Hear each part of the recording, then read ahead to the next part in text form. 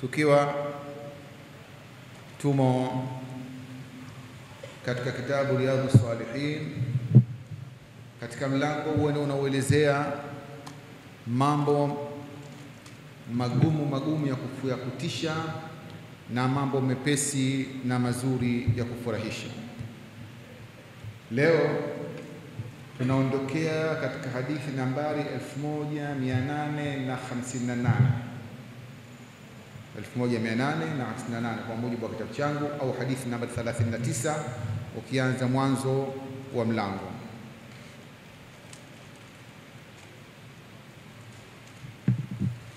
Hadithi ni ya Amr ibn al-As, sawa? Naam. An Abi Sulaimana Khalid ibn al-Walid radiyallahu anhu qala, kutokana na mmoja katika masahaba wakubwa wa sallam, Khalid ibn al-Walid anasema, Abu Sulaiman Khalid ibn al-Walid ibn al-Mughira anasema kwamba laqad inqata'at fi yadi, kwa hakika imekatika mikononi mwangu au zimekatika mikononi mwangu, yauma Mu'ta, katika siku ya vita vya Mu'ta. Anazungumzia kukatika katika siku ya Mu'ta. Imekatika nini? Asyafin, jamu suyuf, saifun, asyafi, yani panga. Yani huyu bwana akapigana vita mpaka upanga wa kwanza umekatika, akapigana vita tena mpaka wa pili umekatika, watatu, 9 zimefika, zimekatika mikononi mwake.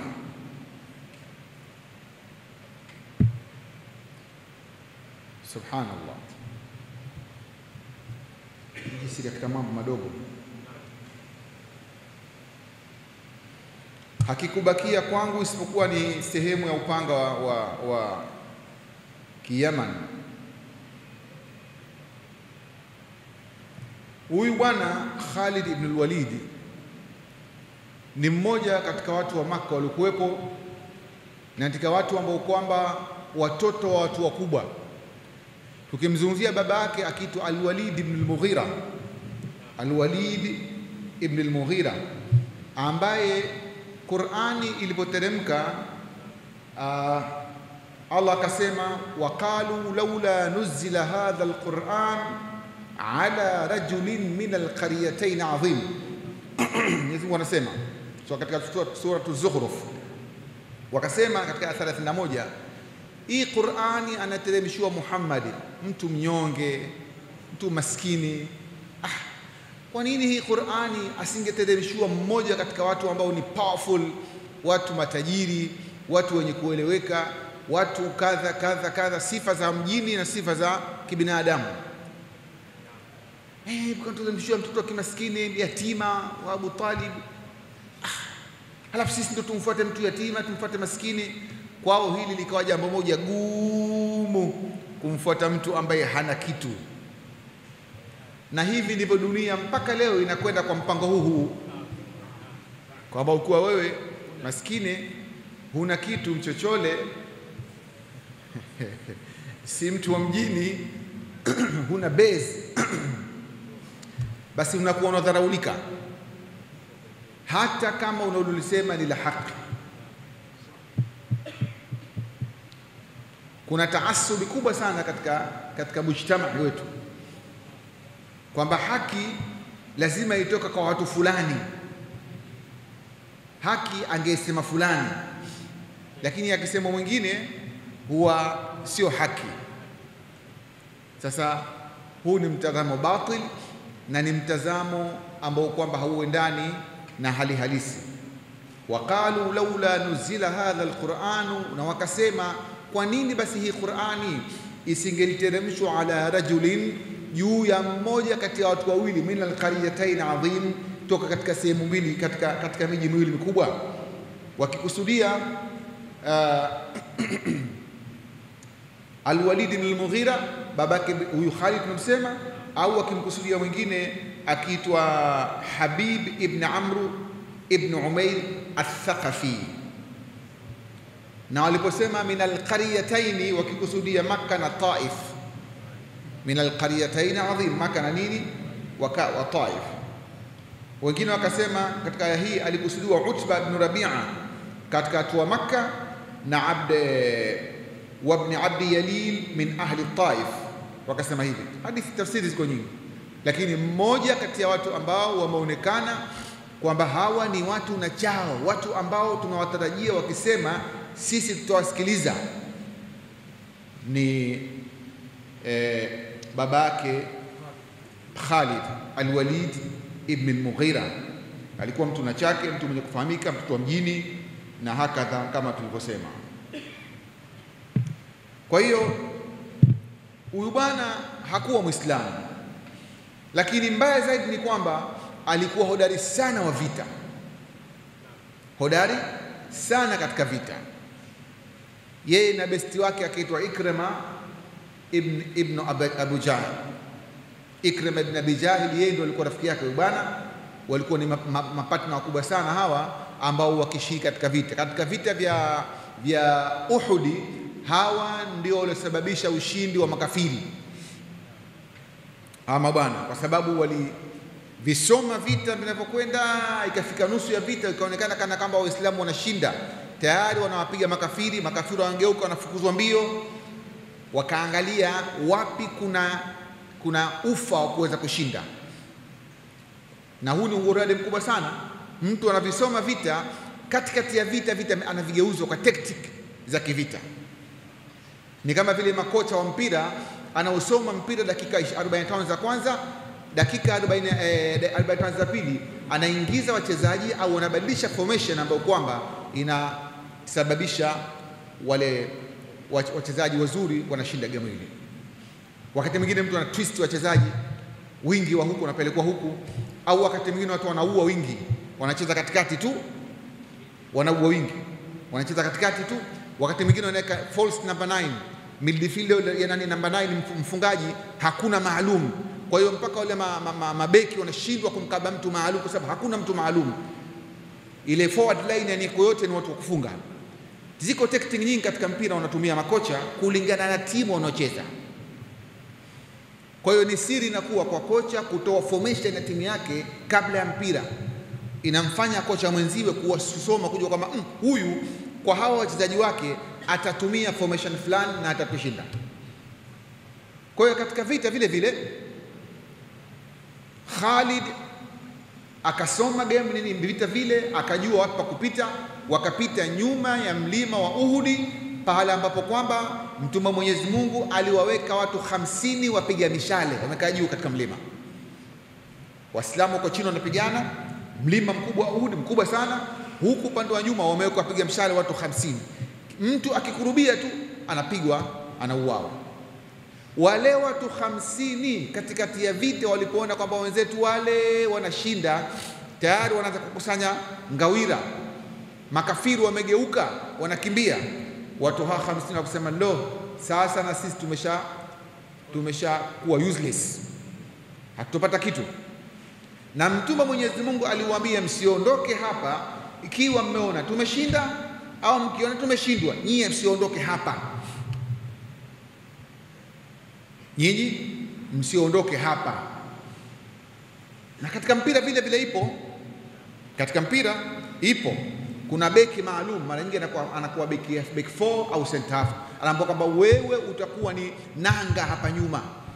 Ukiona kule kuna kona, wewe baki. Ukiona kule kuna mashambulizi, wewe baki. Kwa sababu hawa watu wana tabia kufanya counter attack. Sasa tukitoka sote na hakuna beki mwenye kuweza kurudi mbio, watatumaliza. Kwa hiyo kocha anajua wachezaji wa timu pinzani wanatumia mbinu gani. Ikiwa ni watu wa counter attack, ndio panapoikuwa nanga.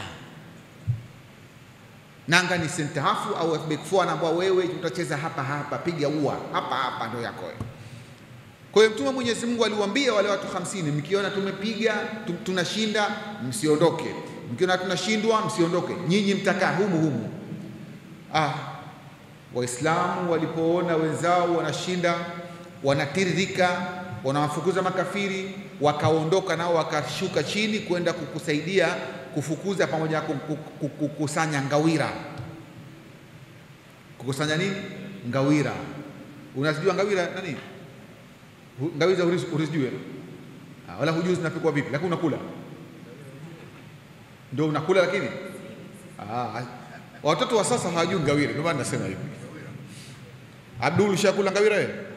Hujaikula? Watoto wadogo maskini hawa ndio ukimpa ile simu ya mezani ya kuzungusha hajui apige vipi, atakushangaa. Hii ndio nini?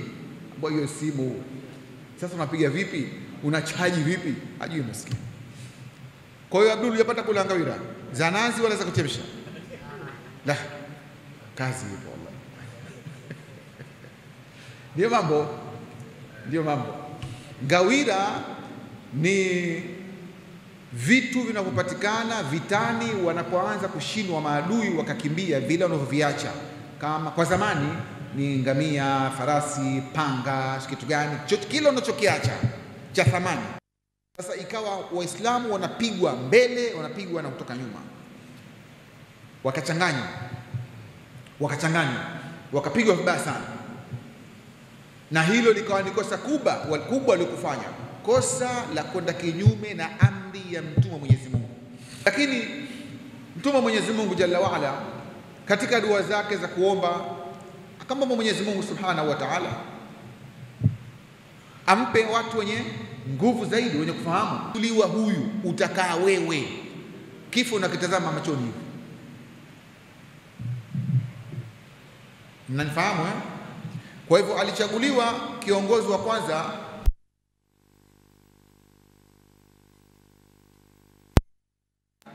bendera achukue Jaafar ibn Abi Talib. Jaafar ibn Abi Talib ndio achukue bendera ikiwa atauawa kiongozi wa kwanza, ikiwa atauawa Zaidi ibn Haritha.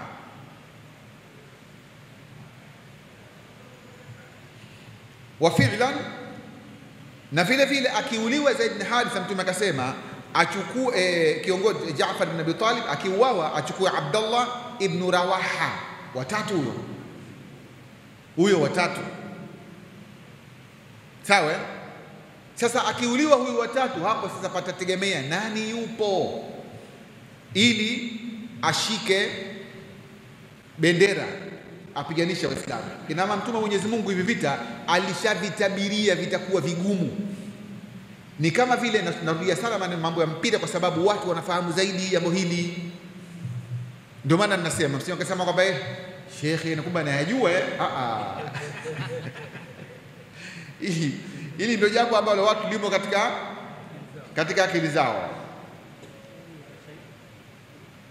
Wakati mwingine anapanga kocha,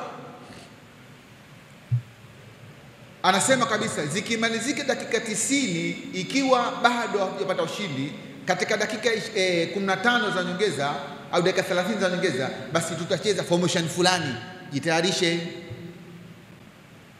kwa sababu tayari ana matarajio juu ya game ile itakwenda katika nini, extra time. Au wakati mwingine nasema kabisa, bwana wewe, mpigaji penalty wetu ni fulani, lakini kwa leo nasema kwamba atakuwa fulani, akishapiga huyu atapiga fulani, anashika watu 5, 6 mpaka 7. Kesha usoma ule mchezo kwamba mchezo huu unaweza kwenda extra time, dakika 90 zikaisha, zikaja 30 zikaisha, zikaja penalty, lazima tuwe prepared. Wasipojitayarisha hivi ndio unakuta watu wanacheza mchezo mzuri sana dakika 90, wanacheza mchezo sana dakika 120, lakini mwisho katika upigaji wa penalty kila anaipiga ovyo,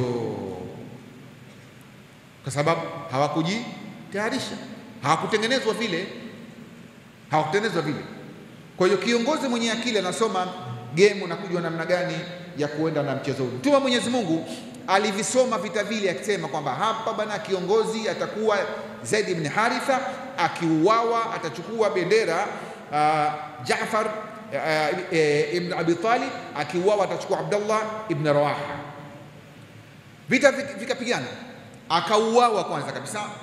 Zaid ibn Haritha akauawa, akachukua bendera Jaafar ibn Abi Talib, akapiganisha vita. Jaafar al-Tayyar naye vile vile akauawa, tena kifo kibaya sana. Akauawa, kakatwa mkono mmoja ule, akashika bendera wa kwanza, akashika mkono wa pili, mkono kushoto bendera, apiganisha vita vile, akakatwa mkono ule, akashika bendera kwa meno yake, ndo akamchoma, akammaliza. Sasa fikiria mwenzio kafanywa hivi na wewe unaambia zamu yako kushika bendera, itakuwaje? Ndio maana hii dini imetoka mbali, hapana kufanya maskhara. Dini ni nzuri sana. Dini watu wametolea, wamemwagia damu, sio kuja leo kufanya dini Uislamu kama dini ya maskhara, dini ya mchezo. Dini hii watu wametokea jasho kweli hasa. Bas alipouawa Abdullah, alipouawa Jaafar ibn Abi Talib, sasa tena akashika Abdullah ibn Rawaha naye vile vile akauawa. Hapo sasa kidume kilikuwepo Khalid ibn al-Walid. Hapana mtume sasa hapo kusema shika fulani, hakuna. Akachikamata ile bendera yeye, akaanza kupiganisha vita. Tumeelewana? Na hii ilikuwa ni baada ya kuwa Thabit ibn Arqam. Thabit ibn Arqam alichukua bendera ile, akatazama nani anaelekea, kwa sababu sio kila mtu atapewa bendera tu, sio kila mtu atapewa bendera tu. Yataka mtu ambaye kwamba mwenye mwelekeo na lile jambo, mwenye mwelekeo na lile jambo, sio hivi hivi tu kila mtu ata. Napenda kutoa hadithi moja. Nilikuwa imamu siku moja, watu nikawa nimechelewa pale hapa Dar es Salaam. Basi mtu mmoja akasema kwamba nanyi lazima aje Abdallah bana, hebu ngoja nipite mimi. Akapita, akapiga takbiri kama kawaida, falisha kenda zake, sala ya kawaida kena. Lakini alipofika katika sijida, akageuka, akasimama, akakaa kitako katika jalsatul istiraha baina sijida mbili pale, yeye akawa kasahau kama anaswalisha watu, akakaa kitako, akasoma dua, akatenda tena chini, akarudi, akainuka. Sasa alipoinuka juu, sasa akili namcheza huku, watu hata sijui waseme nini. Anaona akisema Allahu Akbar, watu washamkosa katika step zile. Akamaliza, watu wamesujudu, watu wanaona kimya. Imamu vipi? Dakika 5 zimefika, dakika 3 zimefika, watu wengine wamekaa kitako, wengine wamesimama, wengine wamekaa katika sijida, wanasubiri imamu atoe nini, takbiri ya kuinuka. Imamu anaswali peke yake kimya kimya. Kamaliza, kageuza kichwa, kageuka na watazama maamumu, kashika mkono, hajui sema nini. Watu wengine wamesimama, wengine wamekaa, wengine fanya nini, wengine kashika kichwa. Asana alaika. Ikawa furugu msikitini. Vipi shekhe? Anaitwa Ahmad. Vipi shekhe? Wallahi nilisahau kama naswalisha watu. Nilidhani naswali peke yangu. Haya ndio akawa maneno yake. Ndio maana natakiwa nyuma ya imamu wakae watu wenye kuelewa uli nuha. Mtume alikuwa katika akipanga safu, anasema liyalini minkum uli nuha, wakae nyuma yangu watu wenye kufahamu. Na kisha wanakuja wengine wenye kufahamu, alafu wanakuja watoto, wafanya wanawake. Watu wanapangwa namna hii, sio mtu unazuka tu imamu, hata udhu ukimtoka hujui ufanye nini, una panic, hujui ufanye nini. Kwa hiyo wanapangwa watu wenye kuelewa. Alipotizama huyu bwana Thabit ibn Arqam, nani wa kumpa bal ghafla, akamkabidhi Khalid ibn al-Walid kuongoza vita vile. Khalid ibn al-Walid baada ya kupokea bendera, jambo la kwanza kabisa akavisoma vita vinavyokwenda. Yesu yuko vitani pale pale. Aliposoma vita akajua namna gani ya njia ya kupita. Basi naam, vita vile viligeuka ghafla viligeuka Sheikh. Waislamu wakaanza kuwapiga wale mabwana, na yeye kama mwenyewe anavyosema, panga 9 zimekatika moja baada ya moja. Panga hizi hazikatika labda anakata mkarafuu au anakata mwembe, hapana shekhe, zinakatika tokana na kupigana na makafiri, sio maskhara. Vita vilikuwa vikubwa sana. Fikiria wewe namna gani mtu anapigana mpaka upanga unakatika, anachukua mwingine, anapigana mpaka unakatwa, unakatika, anachukua mwingine.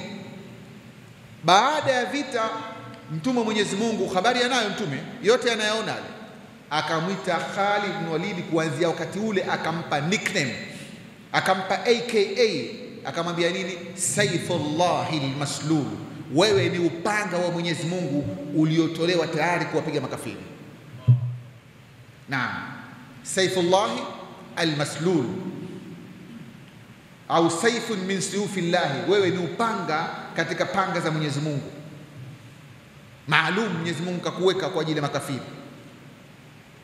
Kwa hiyo hii ndio maana ya panga 9 zimefanya nini? Zimekatika. Alikuwa sio labda anakata mwembe au anakata mkarafuu au mchungwa, hapana, zimekatika vitani katika kuwapiga vita mabwana hao makafiri. Tayib, tuende hadithi ya Amru ibn al-As, kigogo mwingine huyo. Amru ibn al-As, kigogo mwingine.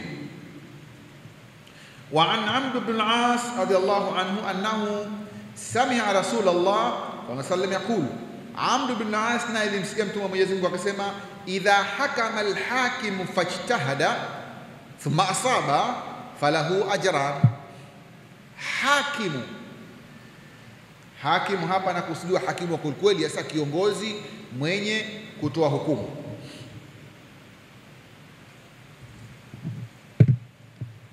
Akihukumu jambo, fajtahada, akatumia jitihada jambo lile, thumma asaba, na kisha akapatia anavyotakiwa, falahu ajrani, ana ujira mara 2.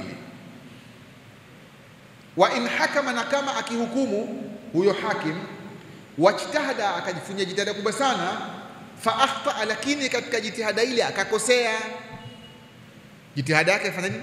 Akakosea, falahu ajrun, ana malipo mara ngapi? Mara 1. Tutafahamu vizuri ikiwa tutarudi katika kueleza maneno haya mtume katika maneno ya Imam Nawawi mwenyewe. Amesema nini Imam Nawawi katika hadithi hii rahimahullah? Qala an-Nawawi rahimahullah, qala al-ulama. Imam Nawawi anawanukuu maulama, yeye mwenyewe ni alim, lakini bado unaona kazi hapa, bado yeye ni alimu min ulama. Imam Nawawi ni mmoja katika maulama wakubwa, lakini bado ananukuu maneno ya mabwana wakubwa zaidi.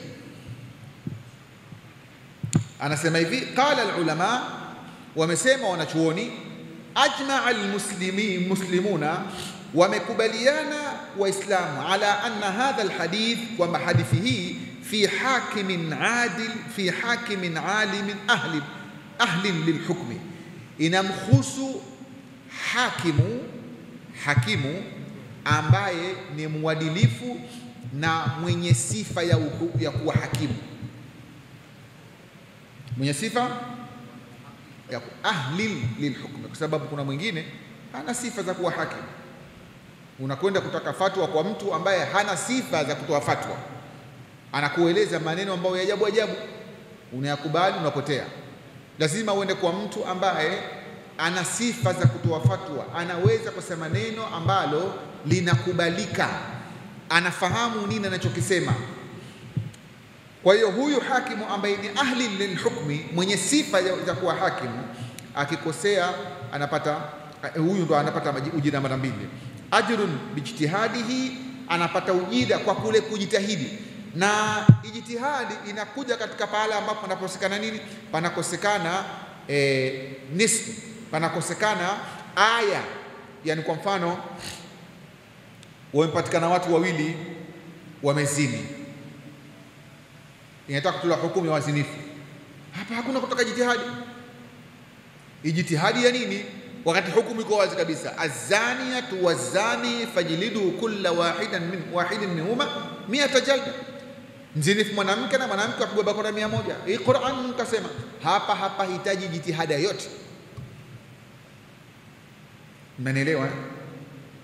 Mtu ameiba kakamatwa red handed, hapahitaji jitihada, kwa sababu Allah kasema as-sariqu was-sariqa, mwizi mwanamume na mwanamke wafanya nini? Wakatwe mkono.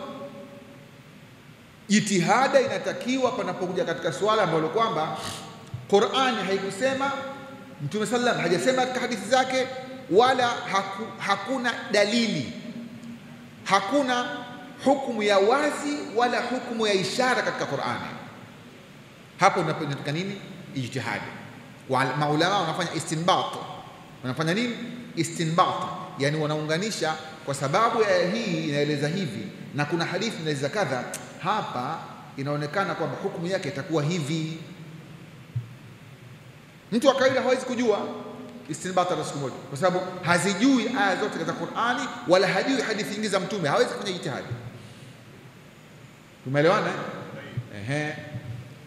Kwa hiyo mwenye kuelewa na kufahamu, ikiwa limekuja jambo limekosekana kabisa ushahidi jambo lile katika Qur'ani, hakuna namna ya kulitolea nini hukumu yake mpya, hakuna, ili tufanye nini? Hapo ndo natakiwa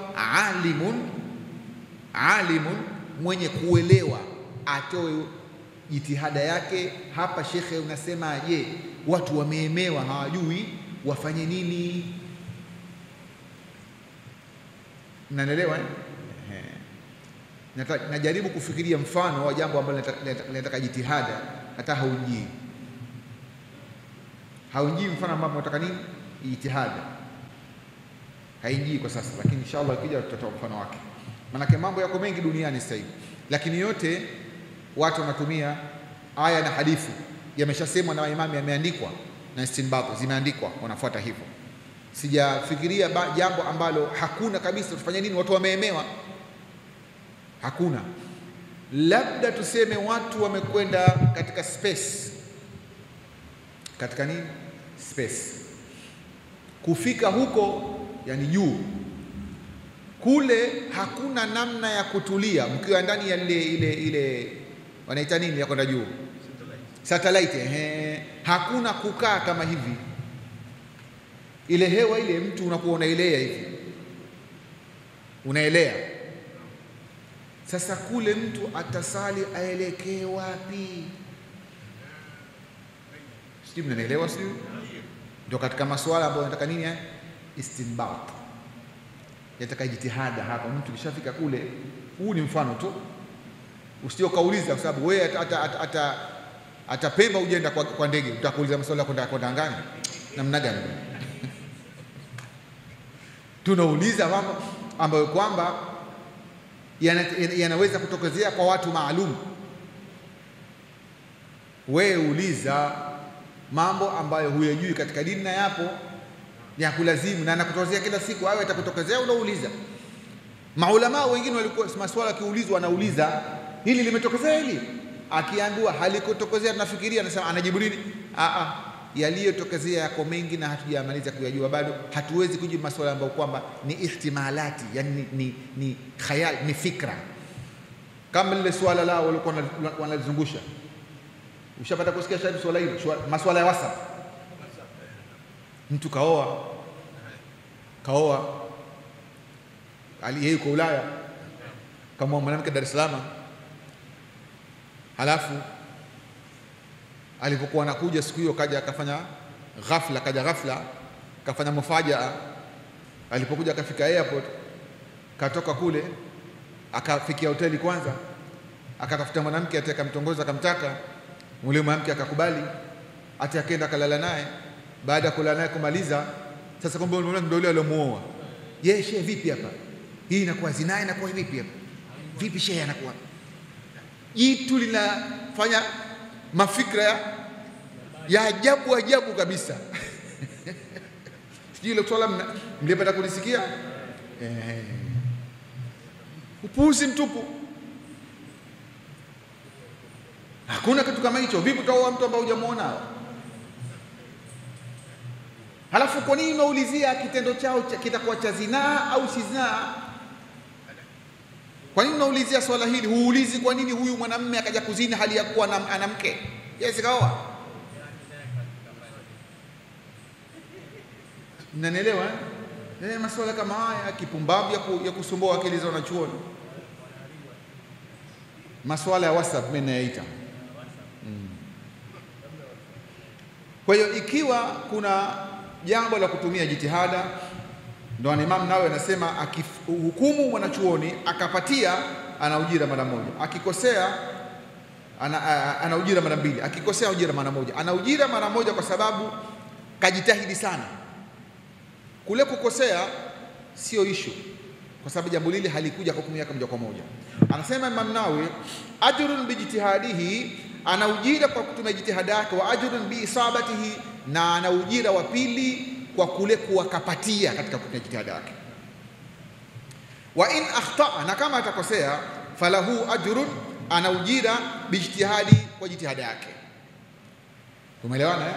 Kama yule mmoja juzi kauliza, Sheikh, music halali haramu?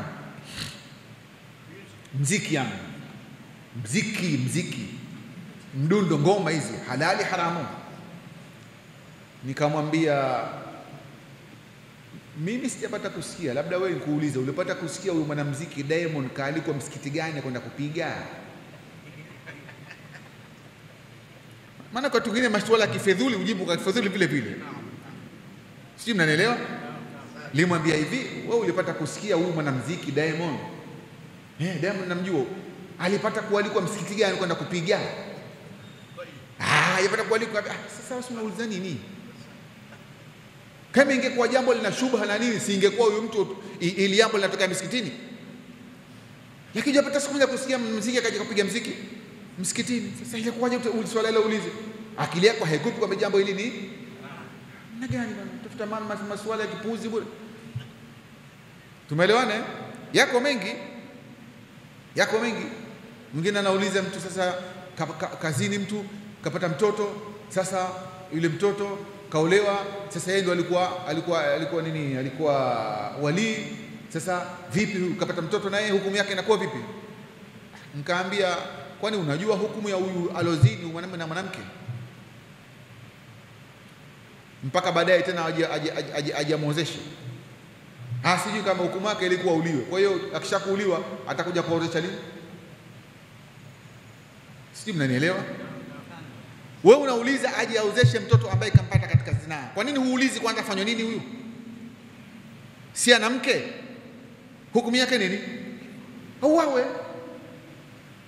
Kwa hiyo hakuna nafasi ya kuja kumwozesha mtu, atamwozesha wakati yeye kishauawa. Lakini hili hatulitaki. Nauliza huku mwisho. Tumeelewana? Yapo masuala mengi ya magumu. Yako mengi kweli. Na mengine yanatokezea kweli. Mengine yanatokezea kweli. Haya. Anaendelea Imam Nawawi, wa fil hadithi mahdhufun taqdiruhu, na katika hapa hadithi hii kuna mambo yameondoshwa, lakini kukadiria kwake, idha arada al-hakim fajtahada, qalu fa amma man laysa bi ahli al-hukmi, wakasema maulama, yule mtu ambaye kwamba si mtu wa jambo hili, si msomi, si mtu wa jitihada, fala yahillu lahu al-hukmu, haitakiwi yeye kutoa hukumu. Mtu ambaye hana elimu hatakiwi kujibu maswala lugha nyepesi. Fa in hakama, sasa ikiwa atatoa hukumu mtu kama huyu, fala ajra, hapati malipo yoyote. Fala ajra, hapati malipo yoyote. Bal huwa athimun, lakini atapata dhambi. Atafanya nini? Mathalan mtu kaja kuuliza shekhe, kamuuliza mtu, huyu mwanamke mimi nimelala naye na sasa ndo ana ujauzito, sasa nifanye nini? Yule mtu akamjibu akamwambia, wewe una wasiwasi gani bwana? Muoe, halalisha basi mara moja. Halalisha, muoe. Sasa huyu anatoa hukumu huyu, unaweza kumuuliza, hii umeipata wapi? Masdari yako nini? Machimbo umeitoa? Kasema Mwenyezi Mungu maneno haya kwamba mtu akishakulala na mtu akamtia mimba amuoe. Haya maneno kasema Mwenyezi Mungu, kasema mtu mmoja, kasema nani? Nini asili ya maneno yako? Sasa huyu ndo mtu ambaye kavurumisha. Anasema Imam Nawawi, mtu kama huyu hapati thawabu, bal huwa athimun, lakini atapata nini? Dhambi. Wala yankudhu hukmuhu sawaun, wala yanfudhu hukmuhu, wala hukumu yake itofatwa, sawaun wafaqa alhaqa am la, ikiwa hukumu ile ni sawa kapatia, na hata ikiwa nini kakosea hafuatwi. Kwa nini? Kwa sababu katika sheria ya Mwenyezi Mungu hakuna uwanja wa kubahatisha. Mimi nadhani, hakuna kudhani. Hukumu ni qala Allahu qala Rasulullah, anasema Mwenyezi Mungu kasema mwenyewe, hiyo ndio hukumu. Hakuna hukumu ya kwamba mimi ninafikiria, na hiyo watu wanafanya sana. Mimi nimeona, mimi sikupata kusikia, mimi nafikiria, mimi ninadhani. Hapana. Huyu mtu kama huyu akutoa hukumu, akipatia ana dhambi, akikosea ana dhambi. Kwa nini? Kwa sababu si kazi yake. Naelewa Kwa sababu ni si kazi yake, kaingia uwanja ambao sio. Ni kama vile wewe unakwenda hospitali ukamkuta mtu kavaa koti, humjui mwanzo humjui mwisho, akawa haya, unasemaje bwana, mimi na malaria au na kitu gani, akakupima akakuandikia dawa. Dawa zile zikikufaa ama hazikukufaa, ukigundua kwamba jamaa sio daktari chochote, yule mfunga vidonda tu bwana, wewe utaanza, kama yuko mbele yako utamshambulia.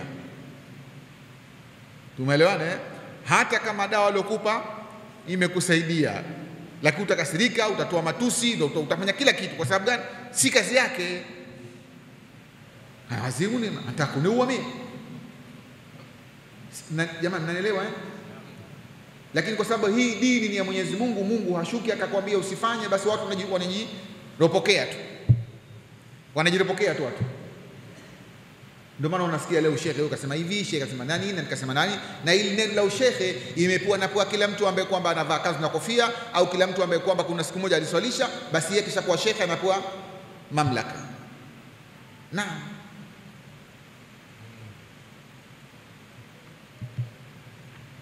Kwa hiyo Imam Nawawi anasema kwamba huyu anakuwa na makosa kwa sababu akipatia ana dhambi. Lianna isabatu, kwa sababu kule kupata kwake ittifaqiyan imekubalika, laisat sadiratan an asli shar'i, hakupata kwa sababu katoa katika matokeo ya sheria. Yani si kwamba kakwambia bwana we, haya mambo yanapatikana katika suratu Ali Imran aya 162, utaikuta habari hii. Hakwambii hivi, yeye anakwambia tu hiyo hukumu yake bwana, funga siku 3.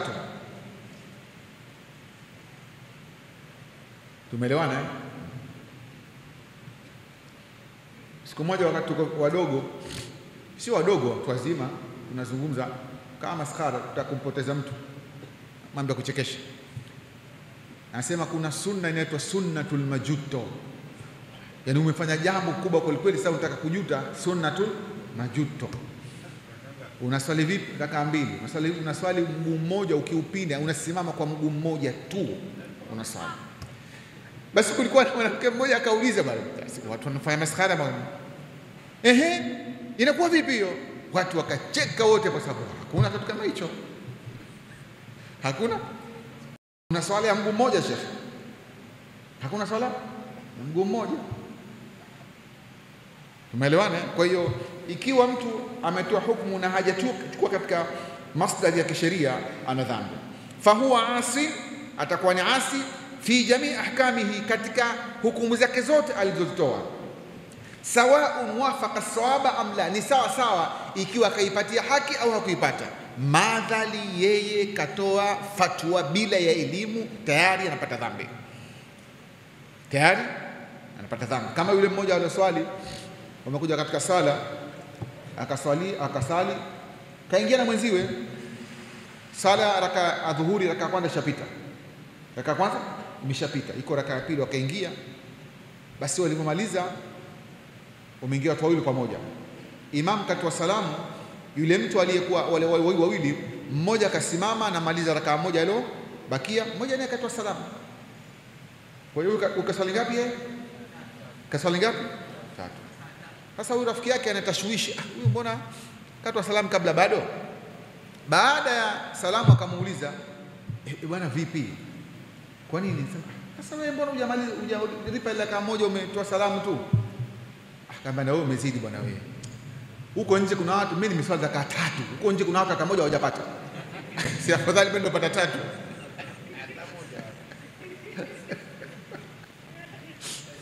Usio na wasiwasi. Mimi nipata ngapi? 3. Kuna mijitu huko nje hata moja hawajapata. Afadhali mimi 3.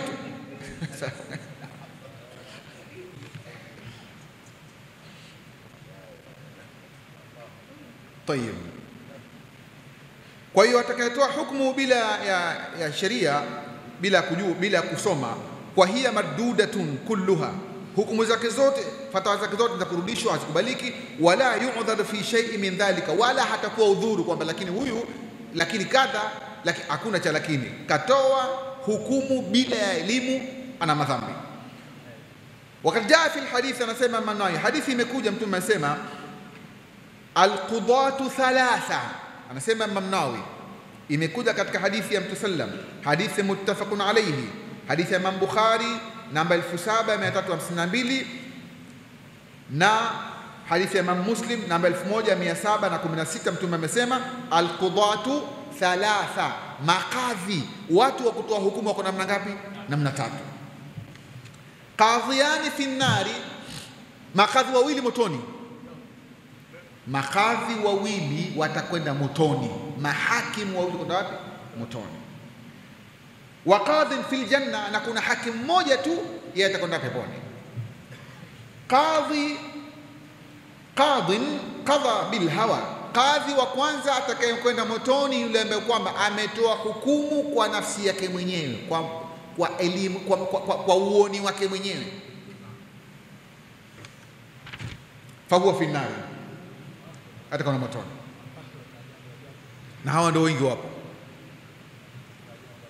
Wa qadhin, na kadhi wa pili, qadha bighairi ilmin, yeye katoa hukumu hali ya kuwa hana analojua. Hali ya kuwa nini? Hana analojua, yani hajui kitu. Qadha bighairi ilmi fahuwa fi nar. Yule wa kwanza katoa hukumu kwa mapenzi yake mwenyewe. Kwa mfano, mtu, na swali linakuja sana hili, mtu kaachwa na mtu katengana na mume, wameasiana miaka 3. Hii kesi ipo sasa, inakuja hii miaka mingapi masiana? Miaka 3. Yule mume ghafla kafa, huyu mke je, akae eda ama sikae eda?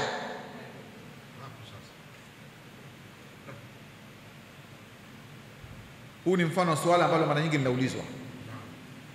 Watu wengi wanaasiana miaka 2 mizima, hawaulizani.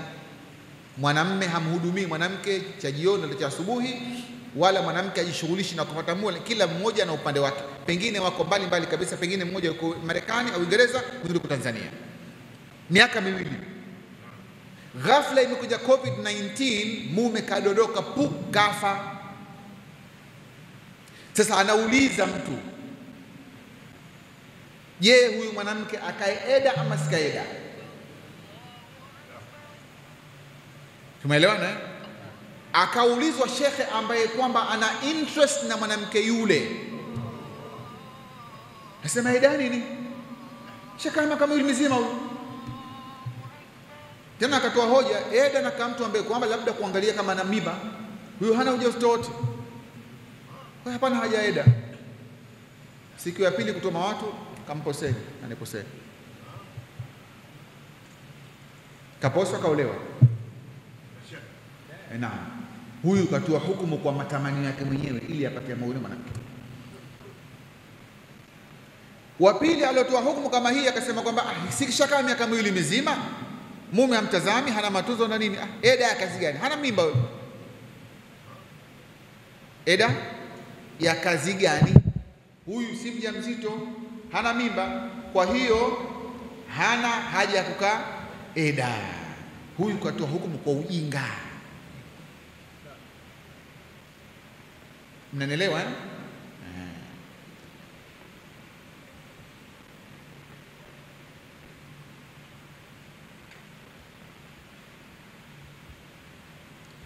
Nini hukumu ya sawa sasa? Hukumu ya sawa ni uende kwa mtu ambaye anafahamu Qur'ani inasema nini. Eda ni amri ya Mwenyezi Mungu. Eda si ya mume wala si ya mke kuambua mume sitokalia eda hata ukifa. Simuwe eda si ya mume. Eda haikusemwa kwamba lazima mtu awe na ujauzito, hapana. Eda Allah ameitaja katika Qur'an, walladhina yatawaffawna minkum wa adharuna azwaja yatarabbasna bi anfusihinna arba'ata ashhurin wa 10, na wale ambao kwamba watakufa miongoni mwenu na wakaacha waume na wakaacha wake wale watasubiri, maana watakaa eda miezi minne siku ngapi? Na siku 10. Haikusema kama ukitengana hakuna eda, hakuna hiyo. Haikusema kwamba kwa sababu ya mimi, hajasema hiyo. Eda amri ya Mwenyezi Mungu kwamba mtapokufa mkaacha wake wale watakaa eda miezi minne siku 10. Hii ndo amri ya Mungu. Kwa hiyo maneno kwamba si huyo miaka miwili, kwani alimuacha? Lakini alikuwa hamhudumii. Sawa, swali ni kwamba alipewa talaka. Akili zao zote kwamba madhali hamhudumii kisha muacha, hiyo umesema wewe. Mungu hajasema hivyo. Hiyo umesema wewe. Mungu hajasema hivyo. Ikiwa mwanamke na mwanamume wametengana kwa kugombana, mwanamume hamhudumii mwanamke, huyo mwanamume ni asi. Kama mwanamume ni asi, hamhudumii mke. Na ikiwa mwanamke kamkimbia mume, huyo mwanamke ni asi, kamkimbia mume. Lakini haina maana kwamba talaka imetoka, hapana. Yule ni mke wa watu. Naam, wanatakiwa akaeda mwanamume akifa. Kwa hiyo huo ni mfano wa makadhi watatu. Kadhi wa kwanza katoa hukumu kwa sababu ya nini? Hawa nafsi yake mwenyewe. Eda kazi gani bwana? Hakuna eda. Si ushakaa miaka miwili mzima bwana. Wewe unakaa wapi? Akasema basi hamna temu. Nenda tu. Siku ya pili koko anakuja kugonga. Wanaleta mahari. Na huyo mwingine yeye ndo dubu kabisa, kakaa na sukuma tu. Eda kazi gani bwana yeye? Kwani si mjamzito. Miaka miwili mzima. Sasa kuna nini hapo? Haulewe tu. Bwana wewe vipi bwana? Sio dubu tu Sharifu, huyu ni bonge la dubu.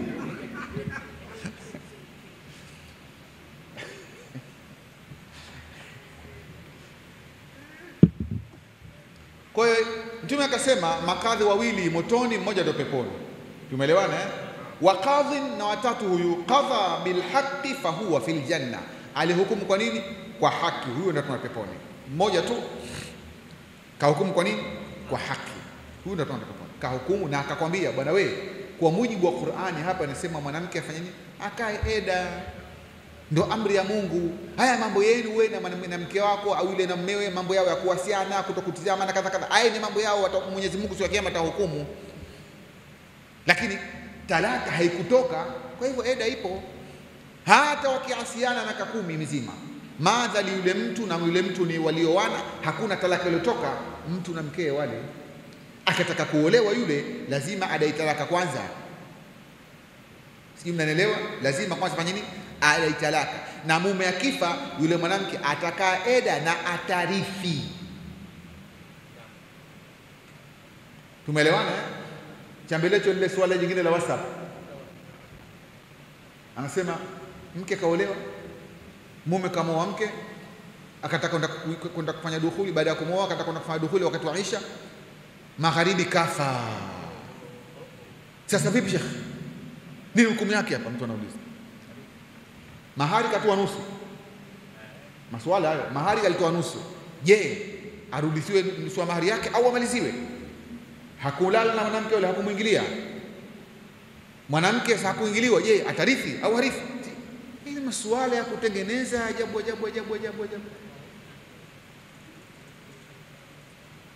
Hakuingiliwa mwanamke. Kwanza hakuingiliwa. Pili hakumalizwa mahari yake. Sawa. 3 akae eda, sikae eda. 4 arithi au asirithi.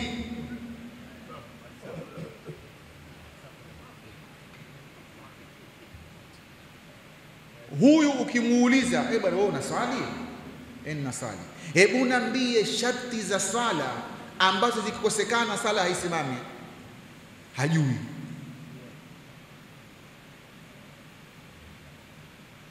lakini hodari tena nakubembeleza, Sheikh tafadhali nijibu bwana, kwa hisani yako ni swali nijibu bwana. Yanakukumbusha sana na usiku kuna message nijibu.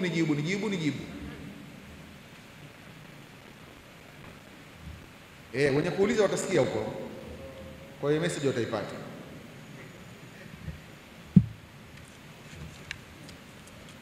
Hatutakiwi tuulize maswala kama haya ambayo hayakutokea na wala hana faida yoyote. Tusimamie hapa inshallah. Subhanaka wa bihamdika ashhadu an la ilaha illa